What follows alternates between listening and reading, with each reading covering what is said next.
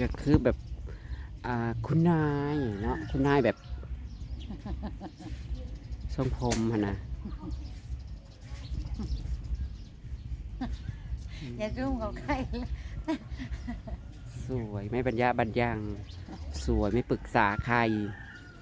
สวยไม่เบิ่งบ้านไม่เบิ่งเมืองโทษโทเธอเอาความสวยความมั่นหน้ามั่นโหโหนกหนอมาจากไหนเนี่ย เกิดวันอังคารเด้อขึ้นหามา สู่วันจันทร์ได้บัลลัก โอ้ยมันสิสู่วันอังคารได้บ่คะ ข้าวบ่ มันแข็งเหรอ เออ วันอังคารในวันแข็ง ใช่ อืม มันจันทร์สิใช่ค่ะ จะสวยนะคะ ตั้งแต่มีร้าน มันจันทร์น่ะมันจันทร์น่ะ ตั้งแต่มีอาปีซาลอนนี่นางรู้สึกว่านางสวยสมวัย มันจันทร์น่ะ อย่ายิ้ม วันอังคาร เด้อ น่ะอัน ทรงผมกันงามแต่งหน้ากันงาม ว่าเช้านี่แล้วคือบ่ยิ้มจักเทื่อบ่ มีแต่มีแต่ยุ่มบ่มียิ้ม เห็นที่ยิ้มกับอ้วยนี้กล้องใน เห็นข้างหลังนะ ทรง กะ ผมกับ อยากคือ เสือนี่เข้ากันอยู่ เออ แล้ว เนาะ สว อยากคือสุดคุณนายเลยได้เสือ คุ นะ ณห ก็ ญิง ได้ คุณน้าไอ้นี่ ไปย่างให้ ไป เบิ่ง เป ดู ลี่ยนกระเป๋าใหม่ บ่ ใช่ก็ใส่สนยิงกระแดง อืม กระเป๋าน่ะเนาะ คุณหญิง ผู้ชายแท้ กระเป๋าบ่ได้หมอกับเสือกับผม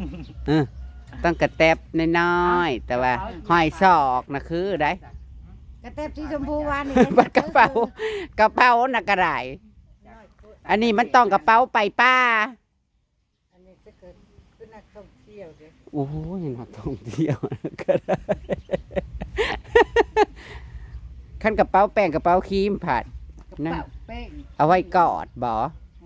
หน้าเยิ้มน่ะตบแป้งแน่ นี่นะ เยอะไปแล้วเยอะไปแล้ว หน้ามันเยิ้มนั่น เริ่มจะบอก อย่าให้หน้าเยิ้มได้ บ่ได้ได้ กับแป้งกับแก้บ่ออกเลย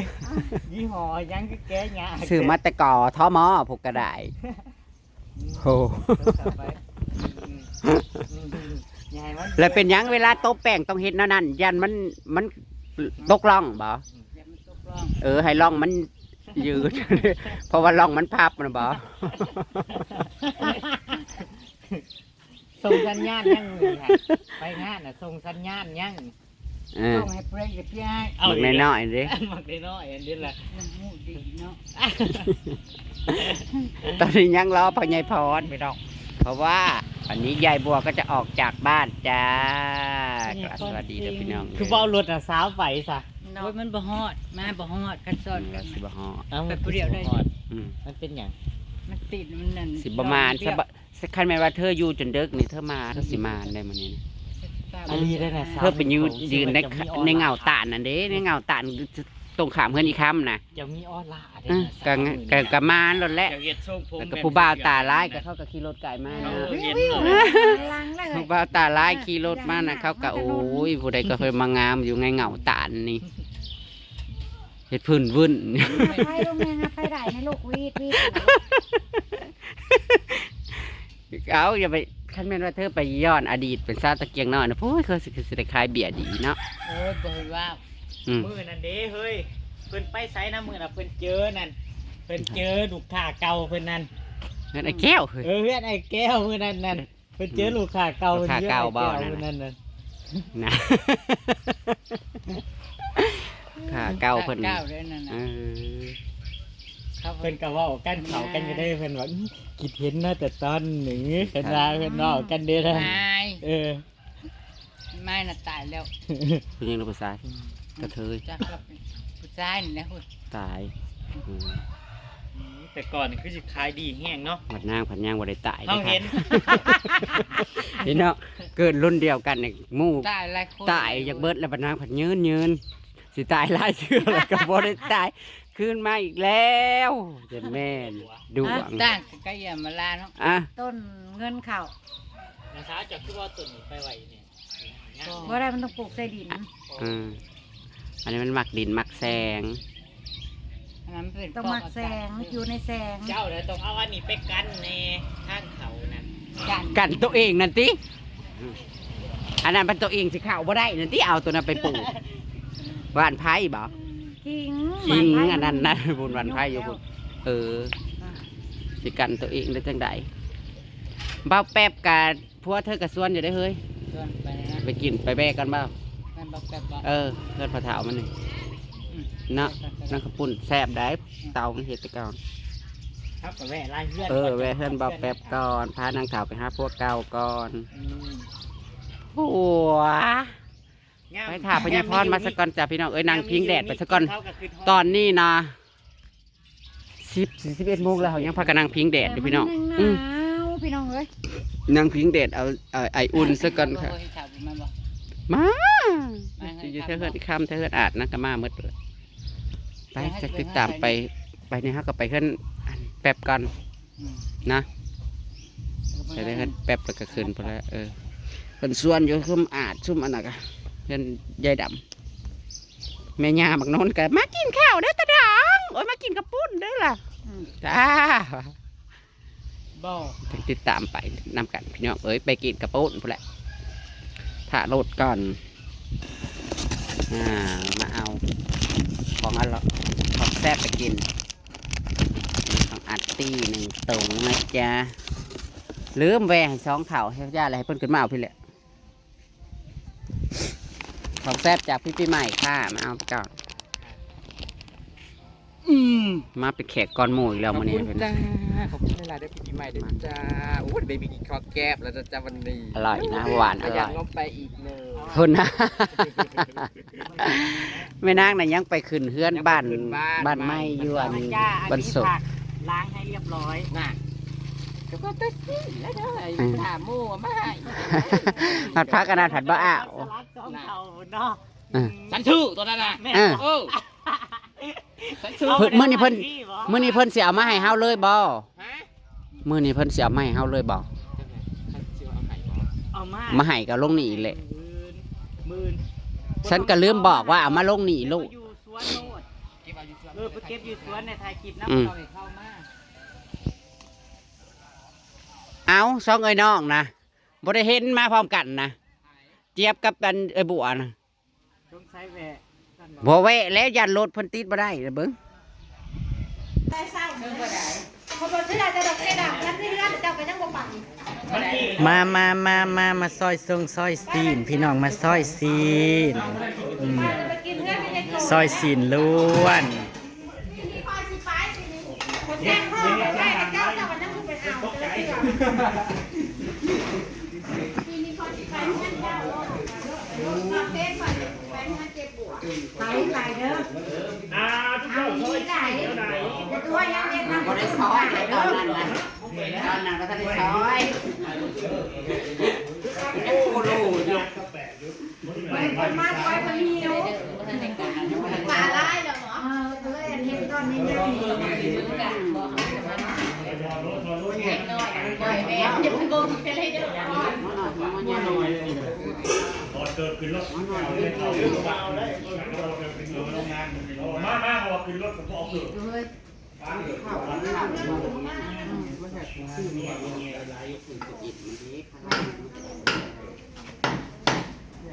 แสบบัก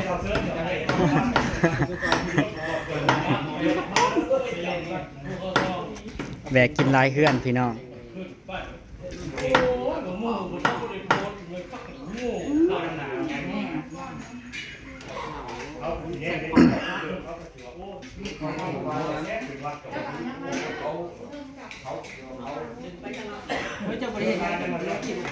ลงมากกว่าคนได้เหลวเนี่ยมันถูกเหลวได้ถึงทุกจะลงเลยถึงทุกมันมาเกิด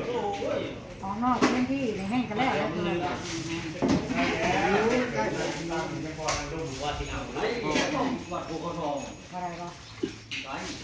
อยู่ในเงินน่ะกับสัญญาณ2 ที่ตรง เพราะมองน้ำมันน่ะโล่งๆเนาะกระจายอยู่ กับเงินวันนี้แบบนี้คือว่าสัญญาณเนี่ยอึด เป็นมุมอับ มันเป็นมุม หน้าบ้านอยู่ตรงนี้ นั่นคือขายดีแท้ แซ่บร้ายใช้ดี ลังล้วนพี่น้องซุ่มสร้างน่ะก็บ่ได้หยุดได้ซุ่มสร้างนะขนาดเป็นบุญเป็นศีลก็ยังบ่หยุดเฮ็ดตลอด ว่าจังหน่อยอยู่บ่ทันเฮ็ดนี่แหละเนาะ แสบบ่อาย ยังหิว เป็นบุญเป็นงานแทนที่สิหยุด ได้กันหยุด อื กินกับบุญเงินยาม บ่เห็นน้ำเพื่ออยากกับคุณตัวโอ้แม่น มาเมื่อกี้นี่มาเมื่อกี้ ก็ไปเฮ็ดใหญ่คุณนักมือ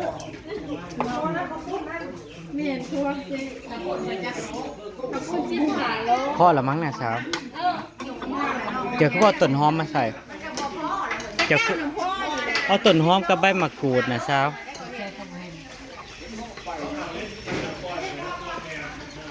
นี่เด้ใบมะกรูดนะ ทีเดียวนะ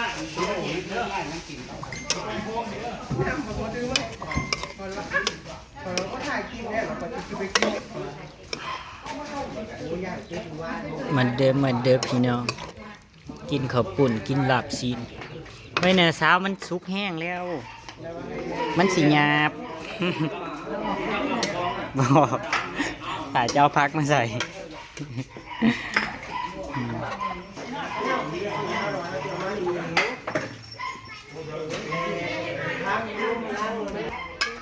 แซ่บๆ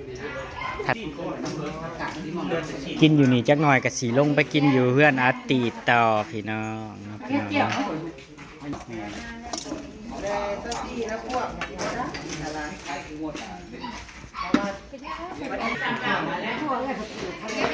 หมักแต้งเข้ากับร้ายได้แต่มันงอกกับมันเป็นหนอนอยู่ในนั้น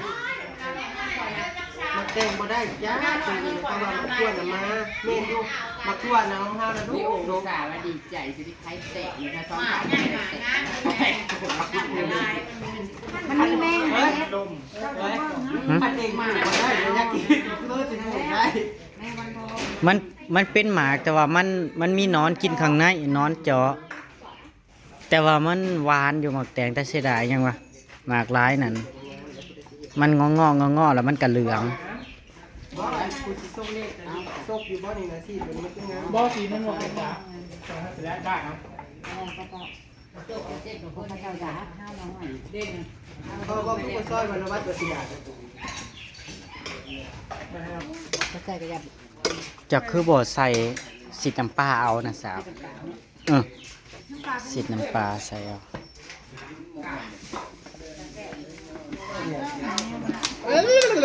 เห็ดแก้วเพียในเจ้า เอ๊ะว่าเฮ็ด เอาแม่น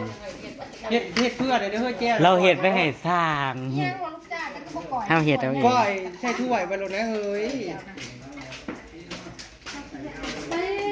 เฮ็ดเพื่อละหนน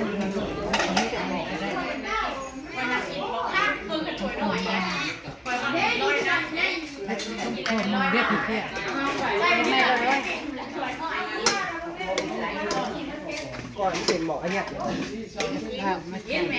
มันป่าเลยนั่นก้อยเตรียมมอแล้วค่ะ ปล่อยไว้คือเดียวรถเลย ก้อยไว้ให้ ปล่อยมันเบิดแน่นเปลี่ยนนะเอ้ย เอาถ้าก้อยเบิดล่ะเขาอยากเห็ดอย่างอื่นเด้ซะย่านเขาอยากเห็ดลาบเด้ซะเขาทำหาเพีย หน้ามันจะเริ่มเยอะมาก เอาลงกันทัน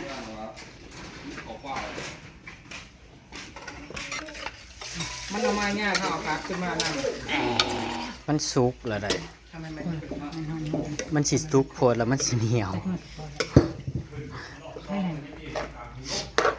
มันสิคิ้วกระเทียมแล้วนะครับ คิวหรอกมันไปกินอะไรกันเนี่ย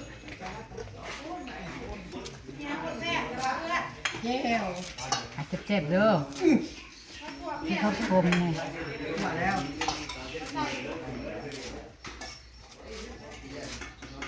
เกี่ยวคือบ่แซ่จะเป็นว่าในร้านเนาะ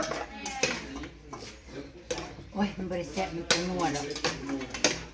เสียงยังไงกันดีจ้ะ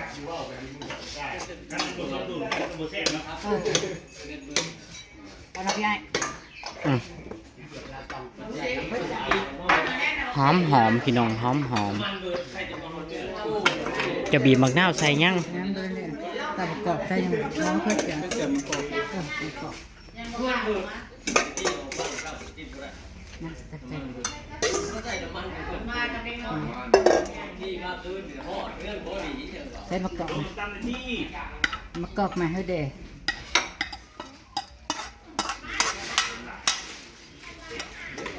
ชิมไหม แก้วเพีย ชิมไหม เอาจะคือบ่ซีม ฉันไม่ชอบ เอา ขุดบดบอกเพิ่มน้ำบอก แซ่บแล้วแซ่บแล้ว น้ำเสร็จแล้วก็ตัก ตักเลย ฉันไม่ชอบข้าวเลย สะฮาว่ามาพี่น้องมากินข้าวนำกันแก้วเพีย เอาถ้วยอันนี้มาตั้งนะนี่คนเดียวไม่ได้ อย่ากลัวเด้มาพี่น้องมากินน้ำกันพี่น้องกินข้าวปุ่นพี่น้องคอยอยากซิมข้าวปุ่น น้ำมันมีสมุนมันสิ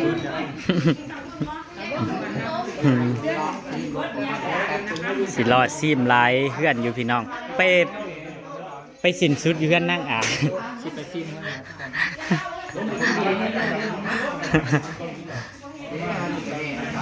เพื่อนเบาแปบ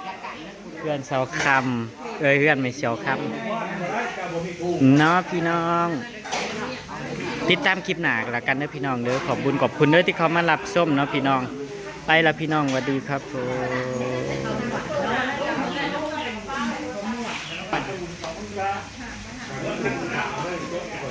ม